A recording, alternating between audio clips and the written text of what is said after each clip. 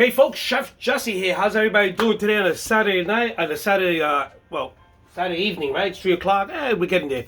And it's getting daylight. It's getting dark later and later and later. And I think in 2 weeks, it'll be daylight savings time. March, something, third week in March or something. I saw that in the calendar, so hey. So anyway, folks, it's gotta get there. It's gotta get there. Right now, the sun is shifting because during the summertime, around this time, the sun beams into my window, my kitchen window, and in the wintertime it doesn't. So you can tell that we're shifting. You know, all that science stuff. I don't know. I didn't like science. Anyway, folks, today I am going to be making a beef bottom round roast. Okay, it's a big piece. Well, 2 pieces of beef because I need some for leftovers for tomorrow, and what have you. So anyway, I'm making 2 nice pieces. They're about 2 pounds each, give or take. And I'm going to be cooking them in this big, heavy Dutch oven. And I'm going to be putting it into the oven. I'm going to sear it. I'm going to sear it first on top of the stove. And then I am going to add all the ingredients. And I'm going to use some red wine and some beef broth, which is going to be the liquid. And then I'm going to add some potatoes later on and some carrots. And then this whole thing is going into the oven. It's going to be in the oven for about 3 hours. So I'm going to go take a nap. And then when I wake up, the dinner should be done. So anyway, let's start warming up my cast iron Dutch oven. This oven is terrific to cook in. It holds up to 500 degrees in the oven, so you can cook a lot of stuff in here. I tried it for the first time. I fried some chicken wings in it, some chicken. And it holds the temperature real nice, and the chicken came out real nice. But today I'm going to actually use it for something that's meant for, which to make a beef. To make it's going to be like a beef stew, or something like that. Right? It's going to be Chef Jesse's whatever the hell they call it, whatever. So anyway, there goes my beef. I've seasoned this. I didn't season it too much because again, you're going to be using some beef stock, which has salt in it, and some other the gravy and all that stuff. So it's going to have a lot of flavors. So I seasoned this lightly a couple hours ago, well, this morning. And you can see the seasoning on top here. And you can see it's got pepper and it's got garlic and it's got a lot of nice, good stuff. Okay, and I can make some holes in it. Yeah, not too many because you don't want to lose it. So what you're going to do is I'm going to sear it. If searing it is it sort of cooks the outside and the juices, it locks in the juices inside, so the meat cooks. So it's all food science. I'm telling you. So anyway, I'm starting off with about 2 tablespoons of oil in my Dutch oven, and I'm gonna make sure that it's nice and hot because when I put this in here, I want it to like make that noise, and I'm gonna shear all the sides, and then I'm gonna start to prepare it. So stay with me after this commercial break. I'll be right back. Okay, folks. So it looks like my oil is nice and hot. And let's put the meat in. Okay. So I'm going to do the sides. I'm going to do one at a time. There's 2 big pieces. And then I'll just take it out. And let me get a bowl here so I can take it out and put it into the bowl. So what I'm going to do, like I said, I want to sear the sides. And this is going to lock in the flavors, okay? And just a couple of minutes on each side. Front, back, whatever. And by doing this, I'm locking in the flavors. You see? I'm locking in the flavors. This is all food science. I'm telling you, it's science for food. And this is what it does. It causes the juices to stay in, to stay inside. So, okay? And all this drippings in it is going to be all part of the flavoring, okay? So let's do this side. Okay. Looking good already. Oh. So folks, I just seared all the sides, okay? I seared all the sides. And I'm just going to make it nice and crispy on the outside, you know what I mean?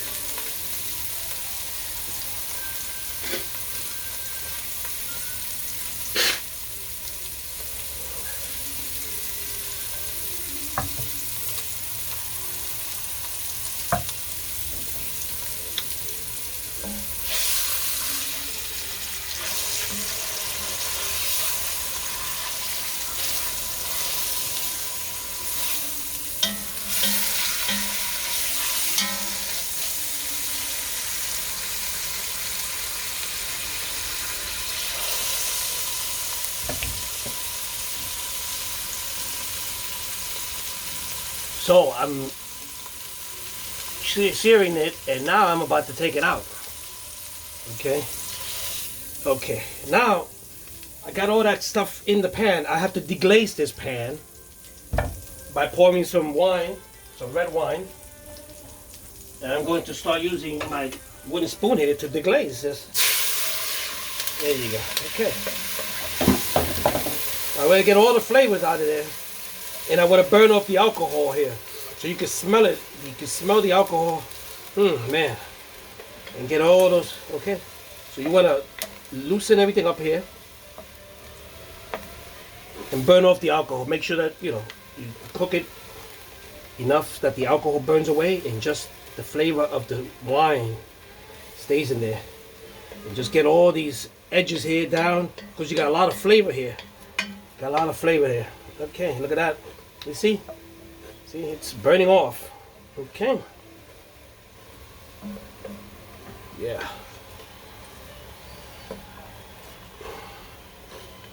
So let that stand there for a little while.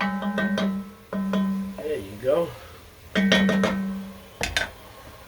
going to put in my onions. I got some onions in there to cook. Okay. Put my onions in there. Cook this in the wine here. Okay.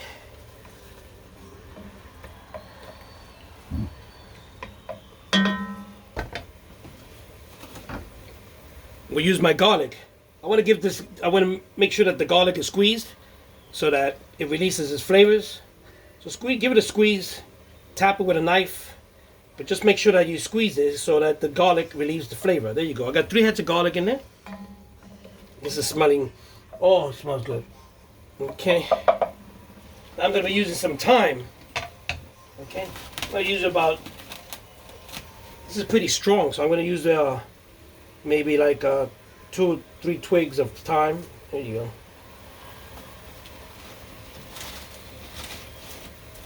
This is a little bit dried up here, so let me just, okay, there goes a nice twig, and there goes another twig. Okay, so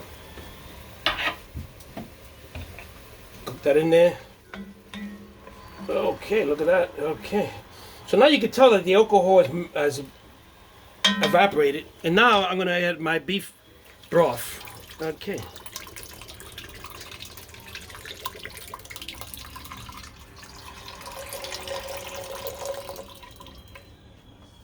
Okay. I'm going to add about 2 cups of water for now. Let's see. I got to add some about 2 cups of water. Okay. And I'm going to bring this to a boil. To a second boil, and then I'm going to put the meat in. And then later on, I'll put the carrots and the potatoes in. So stay tuned, okay? I'm adding some Worcestershire sauce, okay? Let's see, 1 teaspoon, about 1.5. Okay, I'm gonna bring that to a boil. Now, folks, everything is boiling now, as you can see. The onions, everything is in there. And again, I'm not gonna put the potatoes in it because they'll fall apart too soon, and the carrots. So I'm gonna wait. I'm gonna put this in the oven for about 2 hours. In the last hour, I'll put the potatoes in and the carrots, which will give it more flavor. But I got a lot of flavor here. If you were here, you can smell this flavor coming alive. So let me put in my roast. Here goes 1. Okay. And there goes the smaller one. Oh, this is gonna shrink a little bit, so you know you're gonna get more liquid in it. And there you go, folks. Look how easy that is. Look how easy that is. Oh man. Okay. Now I'm gonna take this off the stovetop, and I'm going to throw this into the oven. I'm going to set my timer for 3 hours, and in 3 hours you come back and you will see how it looks. Nice and tender. It's going to be cooking there with the steam and the whole thing. So this whole thing goes in the oven. This cast iron Dutch oven holds up to 500 degrees. Up to 500 degrees in the oven. So I'm only going to be cooking it about 350, 375 for 3 hours. So it shouldn't blow up on me. God forbid, my God. So folks, there you got it. I love food in the oven. You know why? Because you put it in the oven, you forget about it. You set the timer, and it cooks for you. Especially this is going to be cooking nice and slow in this Dutch oven. You got to check the water once in a while. Open it up, make sure that the liquid hasn't evaporated. Add to it if you need to, and but hopefully the meat will let out some juice and stuff. So in an hour or so I'll check, and let me set my timer over here. In an hour I'll get up. I'm gonna go take a nap now. In an hour I'll get up, check to see how's the juices, and then we'll add to it if we need to, and if not, we'll continue cooking it. And after that, in about 2 hours, give or take, this meat should be nice and tender. I should be able to take it out, shred it up, and then with the potatoes and the carrots, and we're gonna have some mashed potatoes. We're gonna have some corn. Oh my God, it's gonna be delicious. A Saturday night dinner. So stay tuned with Chef Jesse. I'll see you guys later.